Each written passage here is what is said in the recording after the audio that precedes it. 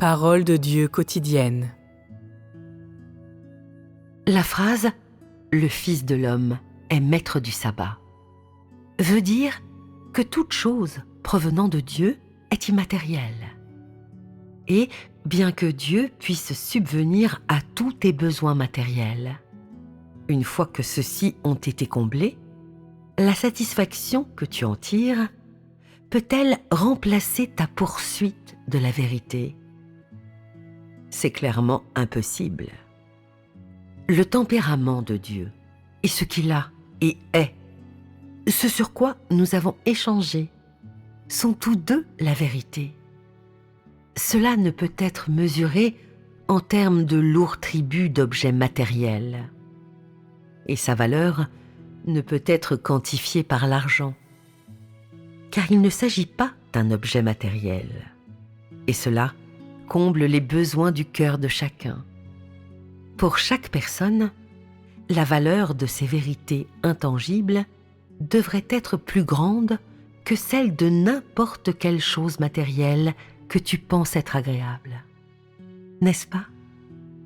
Cette affirmation est quelque chose sur laquelle vous auriez besoin de vous attarder.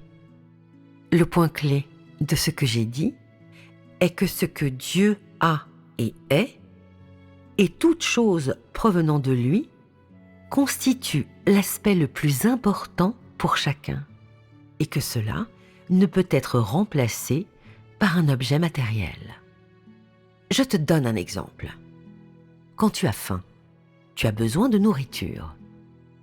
Celle-ci peut être relativement bonne ou non. Mais aussi longtemps que tu es rassasié, cette sensation désagréable de faim ne sera plus là. Elle aura disparu. Tu peux t'asseoir là, en paix, et ton corps sera détendu. La faim des gens peut se résoudre avec la nourriture.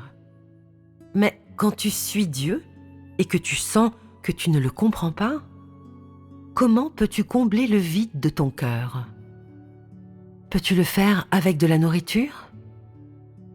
Ou quand tu suis Dieu et que tu ne comprends pas sa volonté, que peux-tu employer pour remplacer cette faim dans ton cœur ?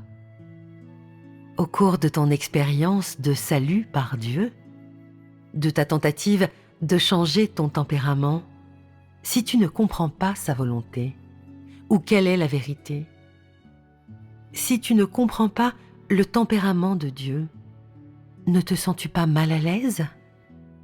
Ne sens-tu pas une faim et une soif tenaces dans ton cœur ? Ces sentiments ne t'empêchent-ils pas de ressentir la paix dans ton cœur ?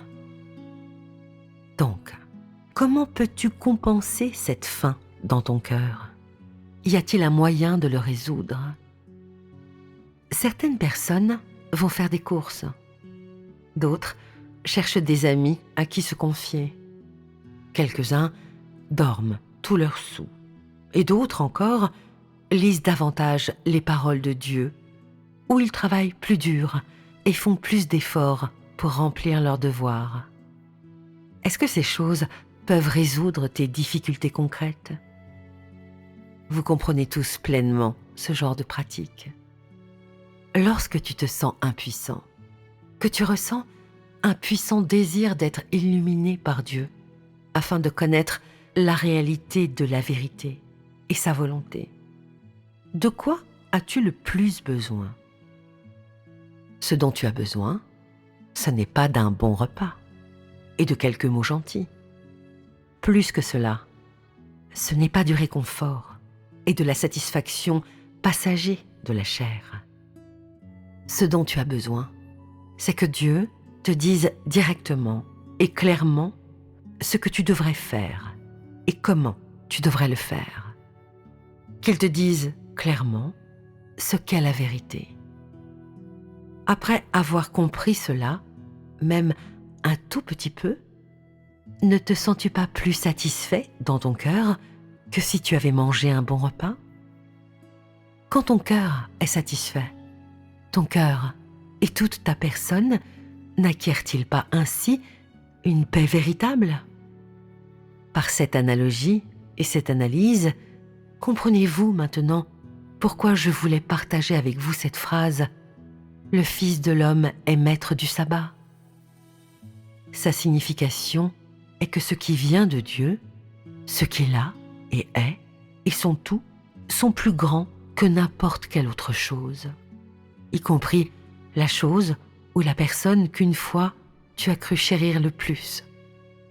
Cela veut dire que si une personne ne peut entendre les paroles de la bouche de Dieu ou qu'elle ne comprend pas sa volonté, elle ne peut être en paix. Au cours de vos expériences futures, vous comprendrez pourquoi je voulais que vous voyiez ce passage aujourd'hui. C'est très important. Tout ce que Dieu accomplit est la vérité et la vie. Pour les gens, la vérité est quelque chose dont ils ne peuvent manquer dans leur vie, dont ils ne peuvent se passer. Tu pourrais dire aussi que c'est la plus grande chose qui soit. Même si tu ne peux pas la voir, ni la toucher, tu ne peux ignorer l'importance qu'elle a pour toi. C'est l'unique chose qui puisse apporter la paix dans ton cœur.